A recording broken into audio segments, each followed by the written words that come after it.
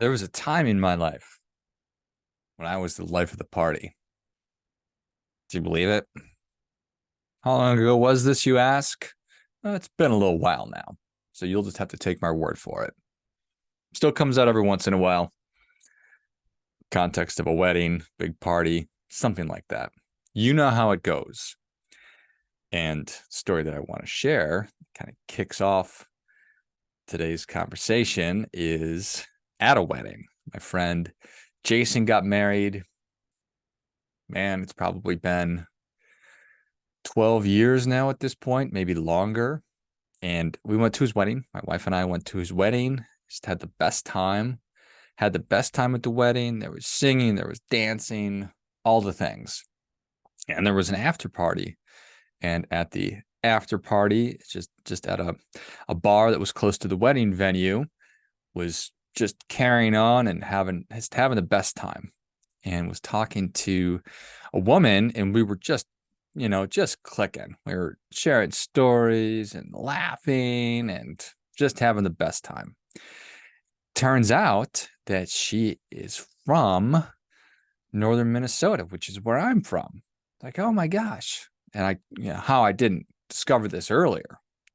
That's one of the first things I ask somebody is where they grew up or where they're from or whatever. Always looking for commonality and connection and stuff like that. And because I'm just a curious person, I want to know where people are from, because I find that informs sometimes some things. And I said, I'm from Duluth. And she looks at me, like, just the color leaves her face. Her expression just totally changes. She looks at me and she says, cake eater. I was like, what? I said, you're a cake eater. And it hit me like a ton of bricks. It's like somebody hit me in the nose. I was like, what are you talking about? She's from a town in northern Minnesota, literally 20 minutes away, called Cloquet, Minnesota. And turns out that folks from Cloquet referred to or thought of people from Duluth as cake eaters. And to sort of close the loop on what that even means, they thought we were like the rich kids, which from my perspective is absolutely hilarious. I still think it's the funniest thing in the world. My family was working class for sure. I talk a good amount about my mom was a single mother and a school teacher, and so we were always struggling to make ends meet. Everything was fine, but by no means do I consider myself somebody who came from financial privilege. And so I had to dig into this with her, obviously, and just question, and she just stopped again. She's like, what if I called my husband right now and I told him I was talking to some guy from Duluth? You know what he'd say? Cake eater. It was just amazing exchange and conversation. That's obviously stuck with me. I can just see the look on this lady's face. It was amazingly hilarious. And I was just talking to a new friend earlier this week. Her name is Autumn, and she was a guest on the podcast. Her episode will come out soon.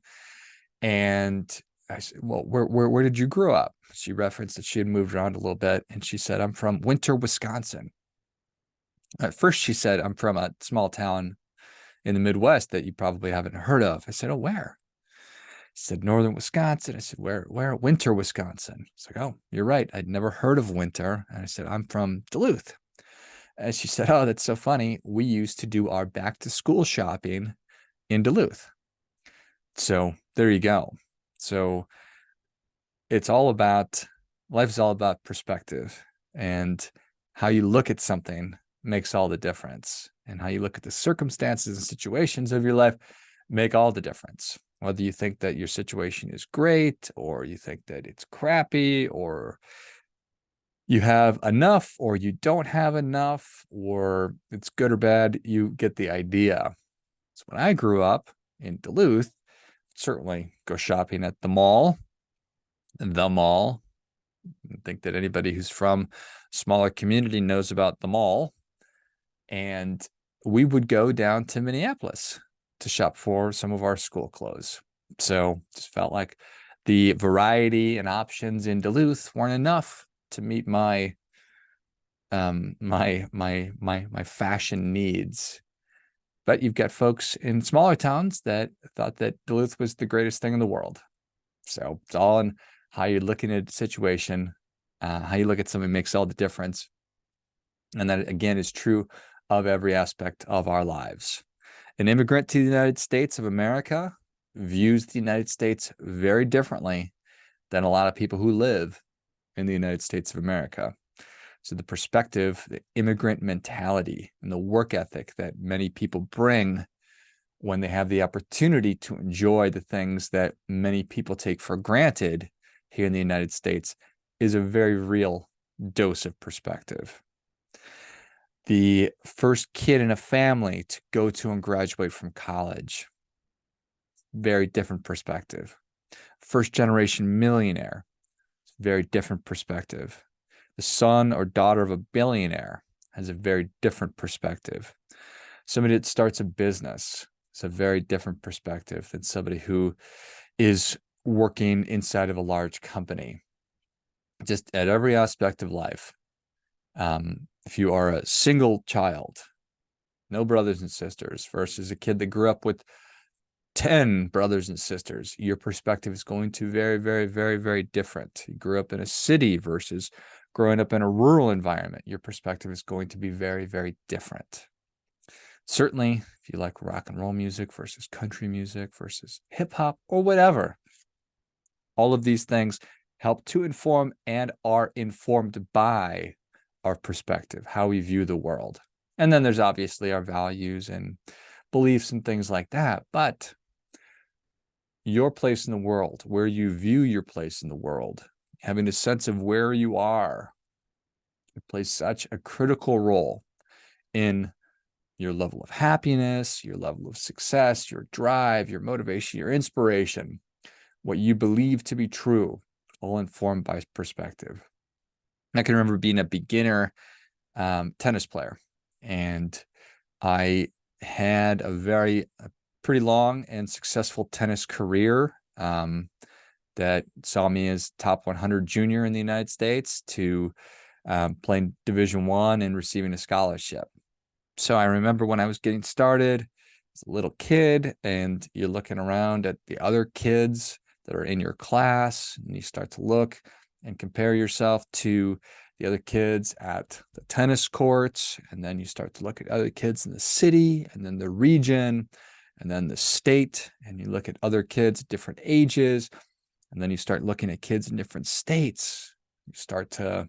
I never looked at kids in different parts of the world, but when you got to college, you start looking at just the levels, and that's a different kind of perspective as well. And you look at Novak Djokovic, who grew up and started playing tennis at a really early age in Serbia. So his perspective is different than mine. And obviously, Novak is now the greatest tennis player that's ever played tennis, the most Grand Slams and everything else. Novak's perspective, being number one in the world, is certainly different than mine was when I started in Duluth, being a cake eater that I was playing tennis. That's pretty cake eatery, actually. Looking back on that now, playing tennis, cake eating, white shorts, you get the idea. But Novak's perspective as the number one player in the world is way different than the number 1,000 player in the world, even though the number 1,000 tennis player in the world is a freaking amazing tennis player. The number 500 player in the world, a top 100 player in the world, still has got nothing to do with Novak Djokovic. He's not concerned with anybody outside of the top 10. So different perspective. And tennis is it's an interesting thing, particularly in the men's side, because it's commonly dominated by one person. Came out of an interesting era where you had Nadal and Federer and Djokovic toward the end. But normally it's just one person that wins most of the matches. And that's the perspective that they have. Perspective is that they expect to win. It's an expectation because the way that they view the world and competition, even though the skill level is very, very different, or rather the opposite of that. The skill level between the top 100 tennis players in the world, probably the top 1,000, is not dissimilar. It's just what's between your ears, what you believe to be true, and the way you think and look at different situations. So true across everything. So you get to choose what your perspective is. And a big thing that I think it's so important, because we can really catastrophize things. We can look at situations and circumstances of our lives and think, oh my gosh, the world is coming to an end. How is this happening to me? How could this happen to me? This is the worst thing that's ever happened to anybody. And it's true that potentially the worst thing that's ever happened to you is the worst thing that's ever happened to you. But when we put things in perspective, take a big step back, say, okay, yeah, I don't like this. This is pretty crappy, but is it really that big of a deal? So we get to make that decision. We get to choose how we think, feel, and respond to the different circumstances of our life. And a massive part of that is perspective. You know full well that you do not have control over many of those circumstances. But again, you get to choose how you think, feel, and respond, move forward with whatever's going on in your life. And I think that your life, the life that you really want, is a lot closer than you think it is. I think sometimes we think, oh my gosh, how am I ever going to do this? How am I going to get out of this? How am I going to accomplish that? How am I going to make all of this work? I'm not saying any of it's going to be easy, but I think that a lot of it is a lot closer than you think. I think that the life that you want is a lot closer than you think. It's certainly accessible to you. A lot of it is at your absolute fingertips. Whether you wanted to learn how to start growing your own food, you wanted to learn a language, you wanted to have a better relationship with loved ones, you wanted to learn how to play the guitar, you wanted to start a business, whatever. It's not that far away. You could certainly learn how to do it. There's a lot more that goes into just knowing how. To get what you want, whatever it is that you want, you must make a decision. Have to decide. This is what I want. This is what is important. This is the thing that I desire, to be really honest about it. And in the hopes that you'll be successful in whatever you decide to do and whatever you choose, really want you to think it all the way through. Because the things that I wanted, or I thought that I wanted when I was 20 years old, different than what I wanted when I was 30, and are different when I'm 44 years old. And I've not been perfect about this by any stretch of the imagination. It took me until I was really 35 years old to sit down and really think through my goals and what do I really want, and just really critically think things all the way through. Take it to the end. Okay, I think that I want to do this. Why do I really want to do that? If I did that, if I had that, would that be really what I wanted?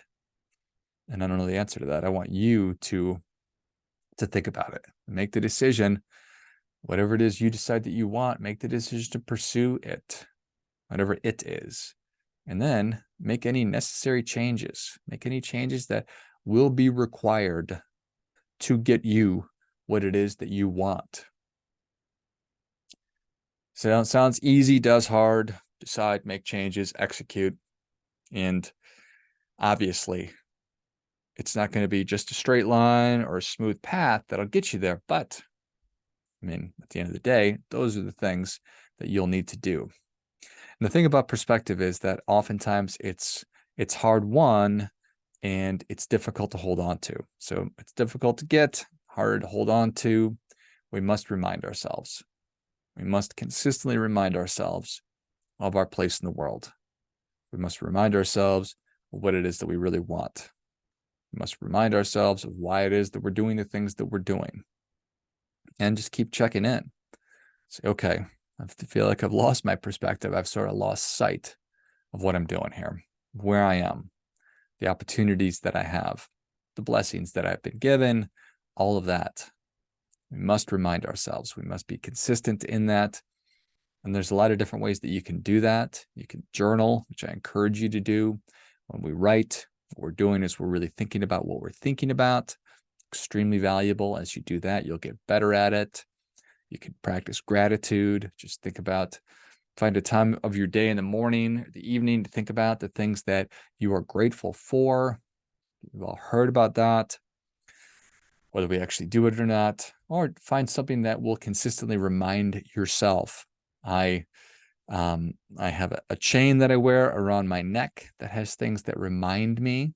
And so I can feel it during the day. And certainly when I take it off and put it on at the end and the beginning of the day, it's a reminder of my perspective and what's most important to me.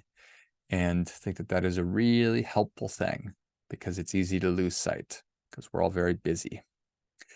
So if you're interested in digging deeper into this stuff and need like a framework for it, because it is not helpful for me to just tell you to just do it. I'm a person who appreciates frameworks, and I have spent a lot of time thinking about how to get clear in these things, how to better develop a perspective, and how to think about what it is that I really want, how I want to be feeling and thinking. And the result is the Purpose Book, and that is available now. And it'll help you to figure out what your purpose is, what your goals are, what your beliefs are, and then create habits around doing all the things that you want to do. So check that out. And as always, do your part by doing your best.